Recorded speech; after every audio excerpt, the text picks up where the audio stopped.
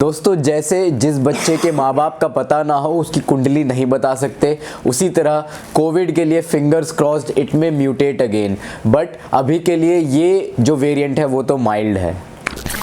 क्या हाल है दोस्तों, आपका स्वागत है चैनल काइजन पे। मैं हूं डॉक्टर क्षितिज गुगलानी एंड दोस्तों आज हम सारी बात करने जा रहे हैं जो नया वेरिएंट आया है और बहुत ज़्यादा क्वेश्चंस है इसके रिगार्डिंग, और इंस्टाग्राम पे भी बहुत सारे क्वेश्चंस आए, और मैं वैसे भी मेरे फ्रेंड सर्कल में और कई रिलेटिव्स कुछ ना कुछ क्वेश्चन इसके बारे में ले आते हैं, तो उन सब के जवाब आज की इस वीडियो में आपको मिल जाएंगे। जय श्री राम।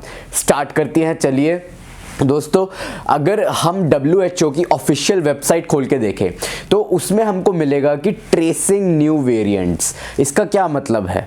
इसका मतलब है कि जनवरी 2020 से ही WHO और कई इंस्टीट्यूशन बड़े और कई साइंटिस्ट और कई बायोमेडिकल साइंटिस्ट, कई डॉक्टर्स ट्रेस कर रहे हैं कि क्या कोविड जो है, कोरोना वायरस जो है वो म्यूटेट कर रहा है, क्योंकि वायरस जो है उसका बाय नेचर ही ऐसा होता है कि वो कुछ कभी ना कभी किसी ना किसी तरीके से म्यूटेट कर जाएगा और अपना नई इन्फेक्टिविटी लाएगा, या फिर मोड ऑफ स्प्रेड नया लाएगा, या फिर सिवियरिटी ऑफ डिजीज ऊपर नीचे हो जाएगी, या फिर उसका जो ड्यूरेशन है इलनेस का वो बढ़ जाएगा, घट जाएगा।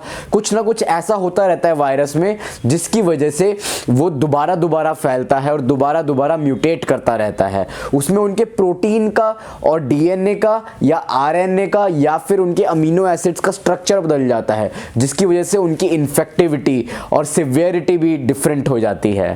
दोस्तों, जब भी ऐसा कोई नया पैंडेमिक आता है, बहुत मेजर स्केल पे आता है, तो फिर WHO क्या करती है कि उसको मॉनिटर करती रहती है, और जैसे ही कोई नया वेरिएंट आता है वो इन्फॉर्म कर देती है सारी कंट्रीज को और पब्लिक को कि नया वेरिएंट आ गया है और प्रिकॉशनरी मेजर्स लेने चाहिए। और आज दोस्तों ओमिक्रॉन जो है वो बहुत ज़्यादा स्प्रेड हो गया है। नवंबर 21 से ही वो स्प्रेड हो रहा है, और डेल्टा वायरस जो था वो सेकेंड वेव में आया था, उसका कंपैरिजन कर लेते हैं और ओमिक्रॉन का कंपैरिजन कर लेते हैं। तो सबसे पहले हम देखेंगे कि ओमिक्रॉन आया नवंबर 21 में और अभी भी चल रहा है, और जो दूसरा वेरिएंट था डेल्टा वेरिएंट वो आया था अप्रैल 21 में। जो ओमिक्रॉन है उसकी सिवियरिटी थोड़ी लेस है अभी के लिए, जितना हमारे पास स्टडीज़ है, जितनी हमारे पास रिसर्च और क्लिनिकल फाइंडिंग्स है। जो डेल्टा था उसकी सिवियरिटी ज़्यादा थी। जैसे इसमें अगर बुखार होता था 5 दिन का या 7 दिन का, डेल्टा वेव में जो सेकेंड वेव थी, इसमें क्या है कि 3 या 2 दिन का ही बुखार होता है, और सिवियरिटी ऑफ सिम्टम्स कंपैरेटिवली कम है ओमिक्रॉन में डेल्टा वेव से। और साथ ही साथ जो स्टेरॉइड की यूजेज होती थी और जो स्टेरॉइड की गोलियां देते थे, दवाई देते थे, उनकी इतनी ज़रूरत नहीं पड़ रही। सिर्फ बहुत कम केसेस में जिनको ज़्यादा सिम्टम्स हो रहे हैं उन केसेस में ज़रूरत पड़ रही है ओमिक्रॉन के ट्रीटमेंट के लिए।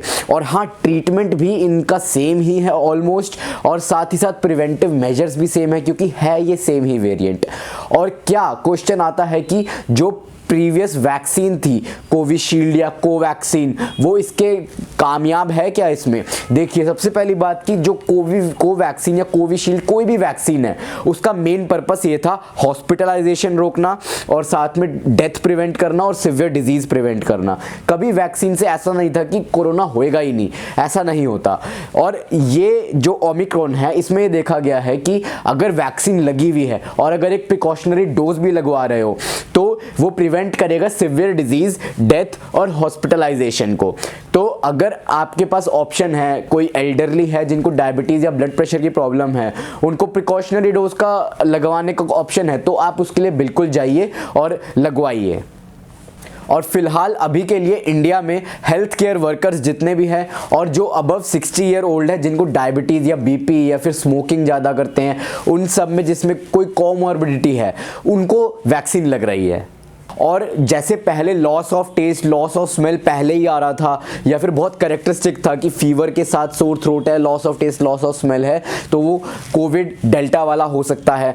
पर इसमें loss of taste, loss of smell नहीं देखा गया है, बल्कि इसमें डिजीनेस ज़्यादा हो रही है, चक्कर ज़्यादा आ रहे हैं, cold, runny nose, sore throat, fever ये ज़्यादा हो रहा है, और ये कॉमनली देखा जा रहा है। और उसकी भी सिवियरिटी ज़्यादा नहीं है। जैसे इसमें अगर 5 दिन तक फीवर होता था, उसमें सिर्फ 3 दिन तक हो रहा है ओमिक्रॉन में। और नई गाइडलाइंस ये कहती हैं कि अगर किसी को कोविड है और उसको 3 दिन से फीवर नहीं है तो उसको क्वारंटीन करने की ज़रूरत नहीं है। तो अप टू 7 डेज का इसमें क्वारंटीन रहता है। ओमिक्रॉन जो नई वेव चल रही है, थर्ड वेव चल रही है, और जो पिछली वेव थी उसमें 15 दिन का क्वारंटीन होता था, अब उसको शॉर्टन करके 7 डेज का क्वारंटीन कर दिया गया है। ये भी अच्छी बात है कि डिजीज़ जल्दी ख़त्म हो रहा है और क्वारंटीन भी कम है, लोगों को भी डिफ़िकल्टी कम हो रही है। दोस्तों जो टेस्ट हैं वही टेस्ट चलेंगे अभी, जैसे जो रैपिड एंटीजन टेस्ट होता था और RT-PCR टेस्ट होता था पिछले वाली वेव में, वही इस वेव में भी यूज़ हो रहे हैं टेस्ट और डिटेक्ट कर रहे हैं according to the recent research और WHO की इंफॉर्मेशन के मुताबिक। और दोस्तों ये भी पाया गया है कि अगर किसी को पिछली वेव में कोविड हुआ था तो उनको ज़्यादा चांसेस है कि उनको इस बार भी कोविड हो जाएगा। और ये वाला जो कोविड है दोस्तों, जो ओमिक्रॉन है, वो ज़्यादा फास्ट स्प्रेडिंग है एज़ कंपेयर टू द पिछली वेव जो थी। ये बहुत ज़्यादा फास्ट स्प्रेड कर रहा है, हर दूसरे बंदे को बहुत जल्दी फैल रहा है ये। तो दोस्तों प्रिवेंटिव मेजर्स में आते हैं। प्रिवेंटिव मेजर्स में हम ये देखते हैं कि सबसे पहले तो आपको बड़ी गैदरिंग्स अवॉइड करनी है। 10 बंदों से ज़्यादा की अगर आपने गैदरिंग देखी तो आप पीछे मुड़ जाओ, यू टर्न ले लो और वापस अपने दूसरे रास्ते चले जाओ। और N95 मास्क लगा के रखिए, उससे ज़्यादा इफेक्टिव और कोई मास्क नहीं होता। और दोस्तों हैंड वॉशिंग एक बहुत अच्छा प्रिवेंटिव मेजर है। जब भी बाहर से आते हैं या कहीं भी जाते हैं तो आप मेक श्योर करिए कि आप अपने हैंड वॉश अच्छे से कर रहे हैं, साथों के साथ स्टेप्स फॉलो कर रहे हैं। और दोस्तों अपने मास्क को पहनने के ये रूल्स भी फॉलो कीजिए।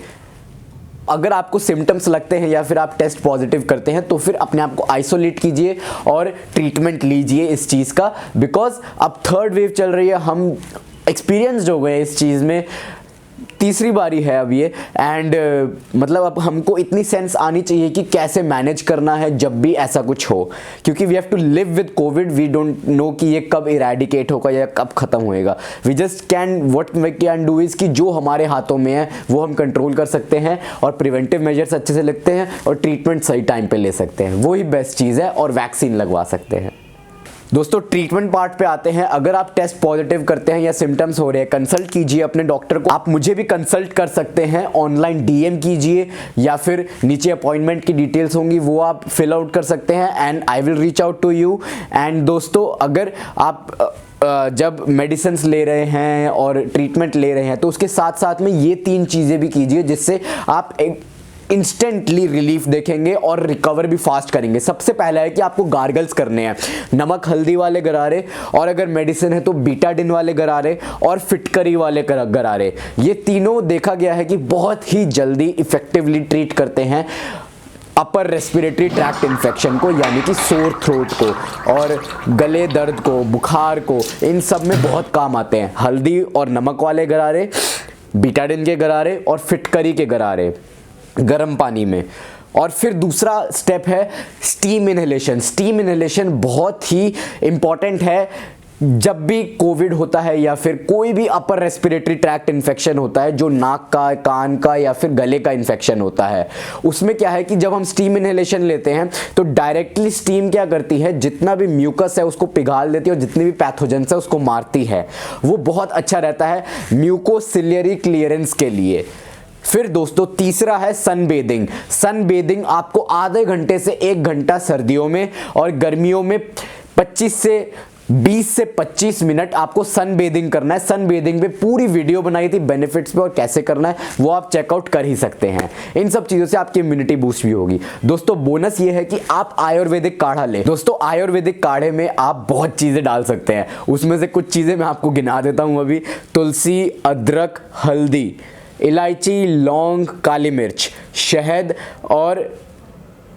और भी जो भी आपको जड़ी बूटी मिले जो इफ़ेक्टिव हो या कारगर हो गले के इन्फेक्शन को ठीक करने के लिए, वो उसका काढ़ा आप दिन में 3 बार पिएंगे तो काफ़ी थ्रोट को आराम मिलेगा। अगर आपको अच्छी लगी हो तो लाइक कर दो, शेयर करो किसी के साथ जिसको इससे फ़ायदा हो। और हमारी बाकी वीडियोस भी देखो, मेडिकल रिलेटेड, मेडिसिन रिलेटेड और लाइफस्टाइल मेडिसिन रिलेटेड है, फिटनेस वाली वीडियोस भी हैं, डायबिटीज़ वाली वीडियोस भी है। जय श्री राम, हरे कृष्णा कृष्ण कृष्ण हरे हरे, हरे राम राम राम हरे हरे। Remember, all the world strength and power is within you. You can achieve anything you want in this big world. This is our design. नमस्ते।